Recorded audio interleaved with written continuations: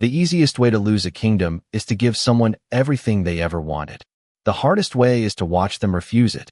Thousands filled the grand plaza of North Haven beneath a sky of brilliant blue. Noble families occupied marble balconies draped with silver banners. Pack leaders stood in ceremonial rows. Citizens crowded every street surrounding the royal platform. The entire kingdom had gathered for a moment that would be remembered for generations. At the center of it all stood Princess Charlotte Ashford. Her golden hair shimmered beneath the morning sunlight.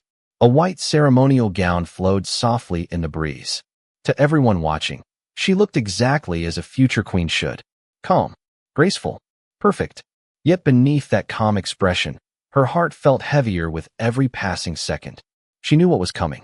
More importantly, she knew what she was about to do. Across the platform stood Alpha King Alexander Blackthorne. Tall, commanding, and impossibly composed, he seemed carved from stone and silver. His dark royal coat carried the crest of every allied pack. The weight of leadership rested naturally upon his shoulders.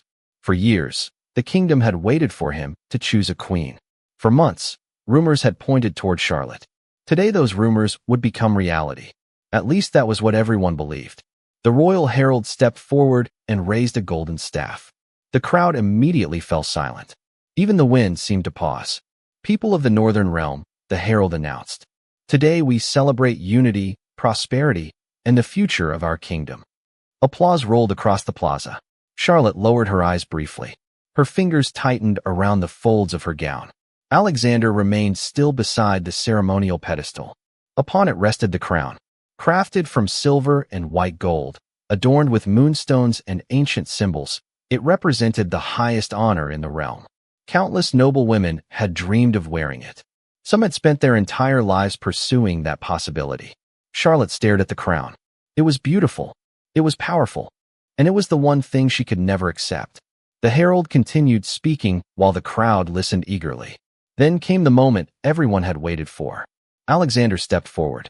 The plaza erupted with cheers. His silver eyes moved across the gathering before settling on Charlotte.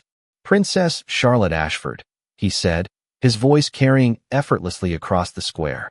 You have served this kingdom with dignity, wisdom, and compassion. More applause followed.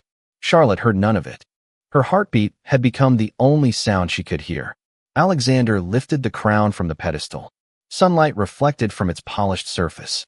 The crowd leaned forward in anticipation. This was history unfolding before their eyes. Alexander approached her slowly. Will you accept this crown and stand beside me as Queen of the Northern Realm? Silence followed. Absolute silence. Thousands waited for one simple word. Yes, that was all she had to say. One word, one moment, one future. Charlotte looked at the crown. Then she looked at the people celebrating around her. Finally, she met Alexander's eyes. What she saw there was certainty. What she felt inside herself was something entirely different. She took a slow breath. Then she stepped backward. Gasps rippled through the crowd. Alexander froze. Charlotte's voice trembled slightly, but her gaze never wavered. Your Majesty, she said softly, I cannot accept it. For a moment, nobody moved. Nobody breathed. The kingdom had expected a queen to be crowned that day. Instead, they watched a princess refuse the one thing everyone believed she wanted.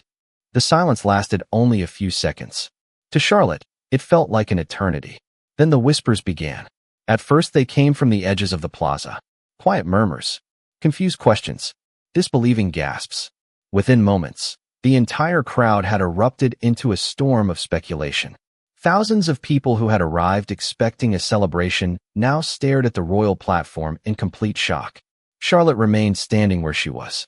Her hands trembled slightly at her sides, but she refused to lower her gaze. Across from her, Alexander still held the crown.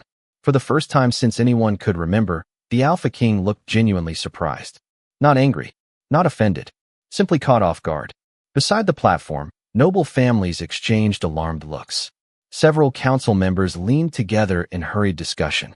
The royal herald appeared frozen, uncertain whether to continue the ceremony or end it entirely. Charlotte could feel every eye in the kingdom focused on her. She had expected disappointment. She had expected criticism. She had not expected the overwhelming weight of thousands of people silently demanding an explanation she could not yet give. Alexander finally spoke. His voice remained calm despite the tension surrounding them. "Princess Charlotte." The crowd immediately fell silent again. "Do you understand what you are refusing?" Charlotte swallowed carefully. "Yes, Your Majesty." His silver eyes studied her, searching. "Then help me understand." For one brief moment, Charlotte almost told him everything. She almost explained the promise she had made years ago. She almost revealed the truth hidden within her father's journal. But this was not the place. "Not yet. I am sorry," she said softly. "I cannot." A ripple of disbelief moved through the crowd. Alexander's expression remained unreadable. Slowly, he lowered the crown. "Very well." Gasps followed immediately. Nobody expected him to accept her answer so easily. Yet the Alpha King simply turned toward the gathering. "The ceremony is concluded." The announcement struck the crowd like thunder. Moments later, confusion spread throughout the plaza. Some people began leaving. Others remained frozen in place. Everywhere Charlotte looked, she saw the same reaction. Shock, disappointment, judgment. By sunset, the entire kingdom was talking about only one thing: the princess who had rejected the crown. Inside the royal palace, the rumors grew even faster. Servants whispered in hallways. Advisors debated behind closed doors. Nobles crafted their own explanations. Some claimed Charlotte believed herself too important. Others insisted she had secretly fallen in love with someone else. A few suggested she feared responsibility. Every theory spread faster than the truth. Unfortunately, none of them were correct. Charlotte sat alone beside a tall window in her private chambers as evening settled across the city. Beyond the glass, lights flickered throughout North Haven. The kingdom looked peaceful from a distance. She wished her heart felt the same. A soft knock interrupted her thoughts. "Come in." The door opened. Her closest attendant, Margaret, stepped inside carrying a tray of tea. The older woman had helped raise Charlotte since childhood. If anyone understood her, it was Margaret. Yet even she looked confused. "The entire palace is asking why," Margaret said gently. Charlotte stared out the window. "I know. And are you going to tell them?" For several seconds, Charlotte remained silent. Then she reached into a drawer beside her desk and removed a small leather journal worn by age and time. Her father's journal. The one object she had hidden from everyone. Margaret's eyes widened slightly. "It is about that book, is it not?" Charlotte looked down at the weathered cover. "Everything is about this book." Outside, the city continued debating her decision. Inside the palace, Alexander stood alone on a balcony overlooking the kingdom. The crown rested untouched on a nearby table. His thoughts returned repeatedly to one moment. The instant Charlotte stepped backward. The instant she said no. Because despite all the rumors spreading across the kingdom, his instincts told him something important. Princess Charlotte had not refused the crown because she wanted less. She had refused it because she knew something no one else did. The next morning, North Haven woke with a single story on its lips. Market vendors discussed it while arranging their stalls. Merchants repeated it to customers. Travelers carried it beyond the city gates. Everywhere Charlotte's name was spoken, it was followed by the same question. Why? By noon, the story had already changed a dozen times. Some claimed the princess had secretly insulted the Alpha King. Others insisted she planned to leave the kingdom. A few even suggested she believed herself above the crown itself. Charlotte heard none of the rumors directly, but she could feel their weight in every corridor she walked. Conversations stopped when she entered a room. Servants lowered their eyes. Noble guests watched her with barely concealed curiosity. For the first time in her life, she felt like a stranger inside her own home. Late that afternoon, Charlotte stood alone in the palace library. Sunlight streamed through towering stained-glass windows, painting the marble floor with shades of gold and blue. Normally, the library brought her peace. Today, it felt different. She carried her father's journal beneath her arm and wandered between shelves lined with centuries of history. Her fingers brushed the worn leather cover. Every answer she needed seemed hidden inside those pages, yet she still lacked the courage to reveal them. A voice interrupted her thoughts. "The kingdom is not being kind to you." Charlotte turned. Margaret stood near the end of the aisle. The older woman's expression was gentle but concerned. Charlotte offered a tired smile. "I expected that." Margaret stepped closer. "No, you expected disappointment. What is happening now is judgment." Charlotte looked away. She could not argue with that. Outside the palace walls, people had already decided who she was. Proud, ungrateful, foolish. They did not know her reasons. They only knew her refusal. Margaret studied her carefully. Do you regret it? The question lingered between them. Charlotte stared toward the distant windows. Beyond them, the city stretched toward the horizon. Somewhere among those rooftops lived thousands of people whose lives would never be touched by royal ceremonies. Thousands who worked hard every day while nobles debated power inside marble halls. No, Charlotte whispered. I regret that they do not understand. But I do not regret saying no. Margaret nodded slowly. Then she noticed the journal. You are going to leave, are you not? Charlotte's eyes widened slightly. How did you know? Because that is what your father would have done. Silence followed. Deep down, Charlotte knew Margaret was right. The palace had become a place of questions she could not answer. The journal contained clues leading elsewhere. If she wanted the truth, she would have to find it herself. Meanwhile, on the opposite side of the palace, Alexander stood inside the council chamber. Advisors surrounded a massive oak table covered with reports and correspondence. Every discussion eventually returned to Charlotte. The people need reassurance, one counselor argued. The refusal has created uncertainty. Another nodded. The kingdom deserves an explanation. Alexander listened quietly. When the room finally fell silent, he spoke. Perhaps. The counselors leaned forward. Then we should request a public statement from the princess. Alexander looked toward the tall windows overlooking the city. His expression remained calm. No. Several counselors exchanged confused glances. Your Majesty? Alexander folded his hands behind his back. If Princess Charlotte wished to explain herself, she would have done so already. The room fell silent again. None of them understood why the Alpha King appeared more curious than angry. Alexander himself barely understood it. Every instinct told him Charlotte was protecting something. Not herself. Something else. Something important. And as evening settled across North Haven, Charlotte quietly packed a travel bag beside her bed. Hidden inside was her father's journal. Tomorrow, before sunrise, she intended to leave the palace behind. Before sunrise, the palace was quieter than Charlotte had ever seen it. The grand halls that normally echoed with footsteps and conversation rested beneath a blanket of silence. Moonlight still lingered beyond the tall windows as she carried her travel bag through empty corridors. Every step felt heavier than the last. She had spent her entire life inside these walls. She knew every staircase, every garden path, every hidden corner where she had once escaped as a child. Yet for the first time, the palace no longer felt like home. It felt like a place she needed to leave behind.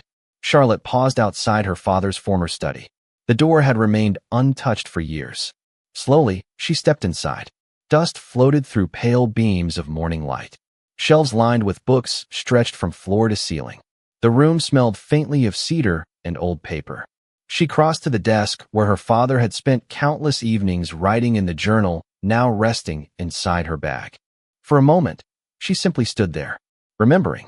Then her eyes settled on a framed sketch hanging beside the fireplace. It showed her father standing beside a group of villagers rather than nobles. Smiling, listening, helping rebuild a bridge after a flood. Charlotte had always loved that drawing because it revealed a side of him few people understood. He had never measured leadership by titles. He measured it by service.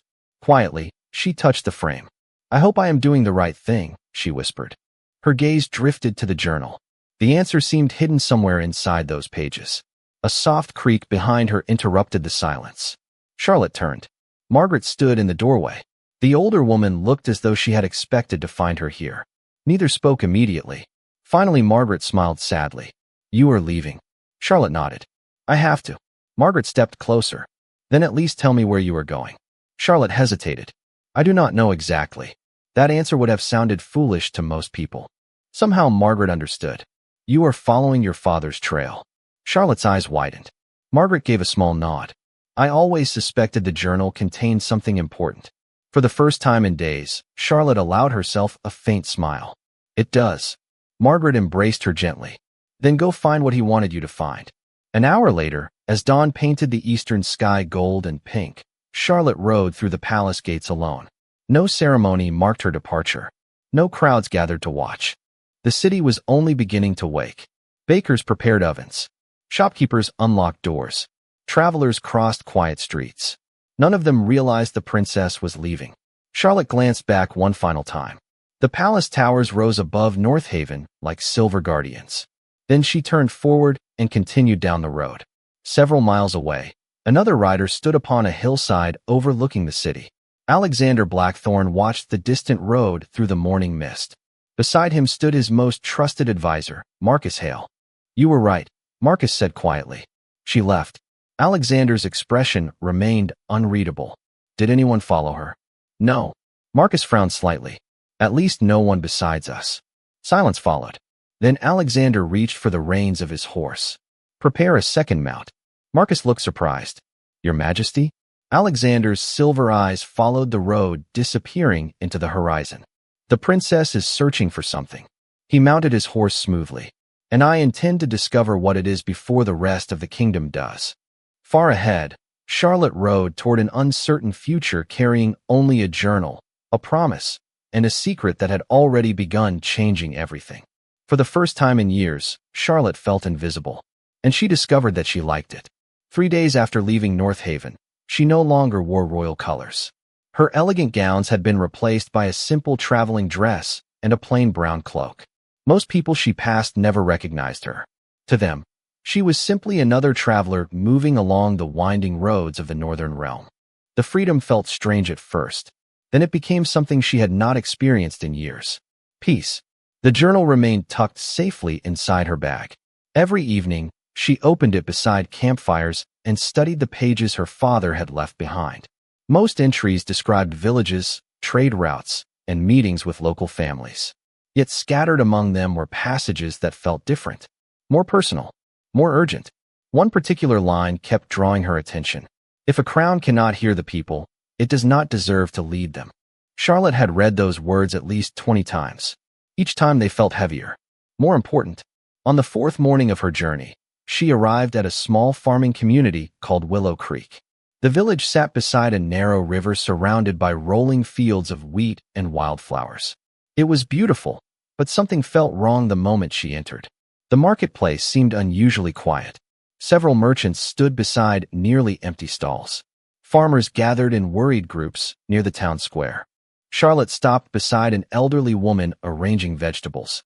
"Is everything all right?" she asked. The woman sighed. "Not exactly." She glanced toward the river. "The old bridge is failing." Charlotte followed her gaze. A wooden bridge stretched across the water near the edge of town. Several support beams leaned noticeably. "Can it be repaired?" The woman smiled sadly. "It can. We just do not have enough workers or supplies." Charlotte looked around the village. Many of the younger residents appeared exhausted. Others seemed discouraged. She remembered the sketch hanging inside her father's study, the one showing him helping rebuild a bridge. Without thinking, she set down her travel bag. "Then let me help." The woman blinked. "You?" Charlotte smiled. "I have 2 hands, do not I?" What began as a simple offer soon became something larger. Throughout the day, Charlotte carried lumber, organized supplies, and helped coordinate volunteers. She listened more than she spoke. She learned names. She shared meals. She laughed with children who raced through the square. By sunset, the mood of the village had begun to change. Not because the bridge was finished. It was not. But because someone had reminded them that they were not alone. Standing near the river that evening, Charlotte felt a quiet sense of purpose. This was why she had left. Not to escape responsibility. To understand it. Unseen from a nearby hillside, another traveler watched the village below. Alexander sat beside a small campfire, dressed in plain clothing that concealed his royal status. Marcus sat across from him.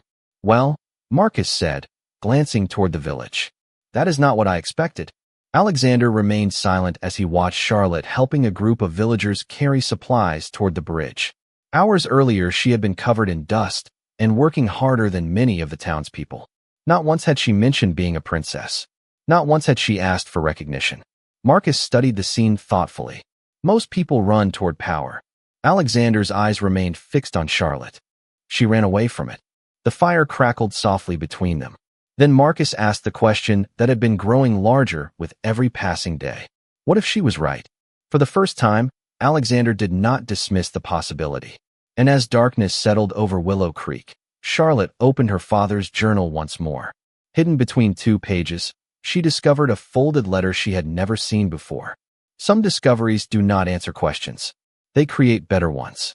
Charlotte sat beside the fading campfire long after the villagers of Willow Creek had gone to sleep. The folded letter rested in her hands. Its edges had yellowed with age. The handwriting belonged to her father. She recognized it instantly. Her heart pounded as she carefully unfolded the paper and began to read. My dearest Charlotte, if you are reading this, then you have already started asking the questions I hoped you would one day ask. The words seemed to pull the air from her lungs. She read slowly, absorbing every line. Her father wrote about his travels across the kingdom. He described villages forgotten by officials, communities struggling without support, and families whose voices never reached the palace. Yet one passage stood apart from all the others. Leadership is not proven by wearing a crown. It is proven by understanding those who carry its weight. Charlotte lowered the letter and stared into the fire. She could almost hear his voice. Calm, wise, patient. The voice she had missed for years. She continued reading. Near the end of the letter, another revelation appeared. There was once a promise made by our family to the people of the Northern Realm. A promise that every ruler would spend time among the people before accepting the full authority of the crown. Over time, the tradition faded. The ceremonies remained. The promise did not. Charlotte read the sentence 3 times. Suddenly, everything began to make sense. The discomfort she had always felt about the coronation. The concern hidden throughout her father's journal. The reason he had spent so much time traveling outside the capital. He had been trying to honor an old promise the kingdom had forgotten. And now she understood why she could not accept the crown. Not until she understood the people it was meant to serve. The following morning, Charlotte remained in Willow Creek to help complete the bridge repairs. The villagers worked side by side from sunrise until afternoon.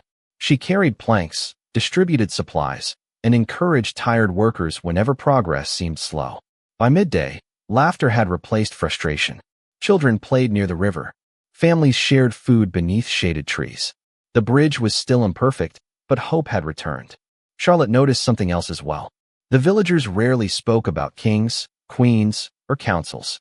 They talked about harvests, roads, schools, floods, daily life, the realities that shaped their world. It was a perspective she had never fully understood inside palace walls. From a distance, Alexander observed everything. He had expected to uncover a hidden political scheme or a carefully planned rebellion. Instead, he found a princess helping farmers repair a bridge. It made no sense. And yet, somehow, it made perfect sense. Later that evening, he entered the village square disguised as an ordinary traveler. Charlotte sat beside a wooden table, helping several children learn to read from an old book. She did not notice him immediately. Alexander stopped several feet away and simply watched. The children laughed at a story Charlotte was reading. Her smile was genuine, unforced, different from the formal expressions she wore during royal events. For the first time, Alexander realized something surprising. The palace version of Charlotte had never been the complete person. This was. One of the children suddenly pointed toward him. Are you joining us? Charlotte looked up. For a brief moment, their eyes met. Recognition flashed across both faces. Neither spoke. Neither revealed the truth. Yet everything changed in that instant. Because Charlotte realized she was no longer traveling alone. And Alexander realized he was no longer following her merely out of curiosity. The truth rarely arrives all at once. More often, it reveals itself in small moments that seem insignificant until everything finally connects. Charlotte remained in Willow Creek for several more days. What had begun as a brief stop became something deeper. The bridge was completed. The market grew busy again. Farmers returned to their fields with renewed optimism. Yet even after the work was finished, Charlotte continued listening. Every conversation taught her something the palace never had. One evening, she sat beside a long wooden table outside the village hall while families shared a simple meal together. Laughter drifted through the cool night air. Lanterns swayed gently above them. Nearby, children chased one another through the grass. Charlotte watched quietly. Across from her sat an elderly farmer named Thomas. He had spent nearly 60 years in Willow Creek. After taking a sip from his cup, he smiled toward the celebration. Funny thing about leadership, he said. Charlotte glanced up. What do you mean? Thomas pointed toward the villagers. Most people think good leaders stand above everyone else. He shook his head. The best ones stand among them. His words struck her immediately. They sounded almost identical to passages from her father's journal. Charlotte lowered her eyes. My father used to say something similar. Thomas nodded knowingly. Then your father was a wise man. Not far away, Alexander listened from another table. He had spent enough time in the village to realize nobody treated Charlotte like royalty. They treated her like a neighbor, a friend, someone they trusted. The realization unsettled him more than he expected. Back in North Haven, respect often came from titles and authority. Here it came from actions. The difference was impossible to ignore. Later that night, after most villagers had gone home, Charlotte returned to the small room she had rented above the bakery. She opened her father's journal and reread the letter once more. This time she noticed a sentence she had overlooked before. The promise was never about delaying the crown. It was about earning it. Charlotte stared at the words. Slowly, pieces of the puzzle began falling into place. For years the kingdom had focused on ceremonies, traditions, and appearances. Yet somewhere along the way, the original purpose had been forgotten. The crown was never supposed to be a reward. It was supposed to be a responsibility that required understanding. A quiet knock sounded at her door. Charlotte opened it to find Alexander standing in the hallway. For a moment, neither spoke. The disguise no longer mattered. Both knew exactly who the other was. May I come in? He asked. Charlotte hesitated before stepping aside. Alexander entered and glanced toward the open journal resting on the table. You found something. It was not a question. Charlotte nodded slowly. I think I finally understand why I could not accept the crown. Alexander remained silent, waiting. Charlotte looked toward the window overlooking the sleeping village. Because the crown represents a promise. Her voice softened. And somewhere along the way, the kingdom forgot to keep it. Alexander studied her carefully. For the first time since the ceremony, he felt the full weight of what she was trying to tell him. This had never been about rejecting him. It had never been about rejecting the kingdom. It had been about protecting something both had forgotten. And as the realization settled between them, neither noticed the old church bell in the village square begin ringing unexpectedly in the distance, summoning the entire community for urgent news. The sound of the church bell carried through the village like a wave. Doors opened. Lanterns flickered to life. Families stepped into the streets and moved toward the town square. Charlotte and Alexander exchanged a glance before following the growing crowd. Something unusual had happened. The bell was rarely used after dark unless the entire community needed to gather. Within minutes, nearly every resident of Willow Creek stood beneath the old clock tower at the center of town. Concern filled many faces. Others looked simply confused. Thomas, the elderly farmer, stood near the front beside several village elders. A young messenger had just arrived on horseback from a neighboring region. His clothes were dusty from travel, and exhaustion lined his face. Yet despite his condition, there was relief in his eyes. The river project has been approved, he announced. Murmurs spread through the crowd. The council finally approved it. This time the square erupted with excitement. Charlotte frowned slightly. She leaned toward Thomas. What river project? Thomas smiled. For years we have been requesting funding to strengthen the riverbanks and improve irrigation. He shook his head. The requests were always delayed. Another villager joined the conversation. Without it, every dry season becomes harder. Charlotte looked around the square. The excitement on people's faces surprised her. This was not a grand royal announcement. It was not a festival or celebration. Yet it clearly mattered deeply to them. She realized why almost immediately. This decision would affect their daily lives, their farms, their families, their future, the things that truly mattered. Nearby, Alexander remained silent. He was seeing the same thing. For years he had attended countless council meetings discussing budgets, reports, and regional planning. Yet standing among the villagers transformed those conversations into something real. Every decision made inside the palace eventually reached places like Willow Creek. Every delay carried consequences. Every approval brought hope. Suddenly, the responsibility of leadership felt heavier than ever. The celebration continued late into the evening. Villagers shared food, music, and stories. Children danced around lantern-lit tables. Charlotte found herself surrounded by people eager to thank her for helping with the bridge. The attention made her uncomfortable. She had not helped for recognition. She had simply done what needed to be done. Later, after most of the festivities had ended, She walked alone toward the river. The repaired bridge stretched across the water beneath moonlight. It was not perfect. A few boards still needed replacing. But it stood, stronger than before. Footsteps approached behind her.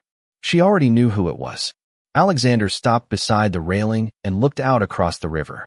Neither spoke immediately. The sound of moving water filled the silence. Finally, Alexander broke it. "You were right." Charlotte turned toward him. "About what?" He glanced toward the village lights glowing in the distance. The kingdom forgot something important. Charlotte studied him carefully. This was not the same Alpha King who had stood on the royal platform weeks earlier. Something had changed. He had changed. "And now?" she asked softly. Alexander considered the question. "Now I think the promise your father wrote about was never meant for one ruler." He met her eyes. "It was meant for all of us." Charlotte felt emotion rise unexpectedly in her chest. Not because he agreed with her. Because he finally understood. For a moment neither looked away. Then Alexander smiled faintly. "There is something else I discovered." Charlotte raised an eyebrow. "What is that?" His gaze drifted toward the bridge. The crown was never the most valuable thing in the kingdom. Charlotte followed his eyes toward the villagers celebrating in the distance. And for the first time since leaving North Haven, she realized the journey had already changed more than she ever imagined. The only question remaining was what would happen when they finally returned home. The journey back to North Haven felt shorter than the journey away. Perhaps because neither Charlotte nor Alexander returned as the same people who had left. Days later, the silver towers of the capital appeared on the horizon beneath a clear autumn sky. News of their arrival spread quickly through the city. Citizens gathered along the streets. Merchants stepped outside their shops. Families filled balconies and public squares. Yet this time, the atmosphere felt different. There was curiosity, certainly, but there was also anticipation. The kingdom had spent weeks asking questions. Now it was finally about to receive answers. Charlotte rode through the city gates beside Alexander. The same streets that once felt distant now seemed alive with meaning. She no longer saw only buildings and banners. She saw the people who lived behind them. The workers opening market stalls. The families carrying groceries. The children laughing beside fountains. Faces she might never have truly noticed before. When they reached the palace, the royal council was already waiting. Advisors, governors, and regional leaders filled the grand chamber. The ceremonial crown rested once again upon its velvet cushion at the center of the room. For a moment, Charlotte remembered the day she had refused it. The shock, the confusion, the disappointment. It felt like a lifetime ago. Alexander stepped forward first. The room immediately fell silent. His gaze moved across the gathered leaders before settling on the people who had spent weeks demanding explanations. "There is a tradition older than this council," he began. "Older than this palace. Older than many of the laws we follow today." Several counselors exchanged puzzled glances. Alexander continued. "A promise was once made that those who would lead the kingdom must first understand the people they serve." Murmurs spread through the chamber. Charlotte recognized some of the words from her father's letter. The same promise that had changed everything. Alexander turned toward her. "Princess Charlotte understood that promise before I did." The room became completely silent again. No one had expected the Alpha King to say such a thing. Charlotte felt her heart race. Not from fear. From gratitude. Because he was not merely defending her. He was telling the truth. Alexander took the crown from its cushion. Sunlight streamed through the high windows and reflected across the silver metal. This time, there was no ceremony. No herald. No rehearsed speech. Only honesty. "When I first offered this crown," he said, "I believed leadership came from authority." His eyes met Charlotte's. "You taught me that leadership begins with understanding." The chamber remained silent. Some counselors looked thoughtful. Others looked humbled. For the first time, everyone seemed to understand why she had said no. Alexander stepped closer. The crown rested between them. "I offer it again." Charlotte looked at the crown. Then she looked beyond it. She thought of Willow Creek, the bridge, the villagers, her father's journal, the forgotten promise. She thought of every lesson the journey had given her. Finally, she smiled. This time, she reached forward. Not because she desired power, not because the kingdom expected it, but because she now understood what it represented. Responsibility, service, trust. "I accept," she said softly. Relief spread through the chamber like sunlight breaking through clouds. Yet the most important moment happened afterward. There was no thunderous celebration, no dramatic proclamation, only a quiet understanding shared between two people who had changed each other for the better. Later that evening, Charlotte stood on the palace balcony overlooking North Haven. The city lights stretched endlessly beneath the stars. Alexander joined her a few moments later. Neither spoke immediately. The silence felt comfortable now, peaceful. Finally, Charlotte smiled. You know, refusing the crown was the most difficult thing I have ever done. Alexander glanced toward the city below. And accepting it. Charlotte looked out at the kingdom she now truly understood. That was easy. The wind moved gently through the night air. Far below, life continued throughout the city. Families gathered around dinner tables. Shopkeepers closed their doors. Children dreamed about tomorrow. And for the first time in a very long while, the promise between a kingdom and its leaders had finally been restored.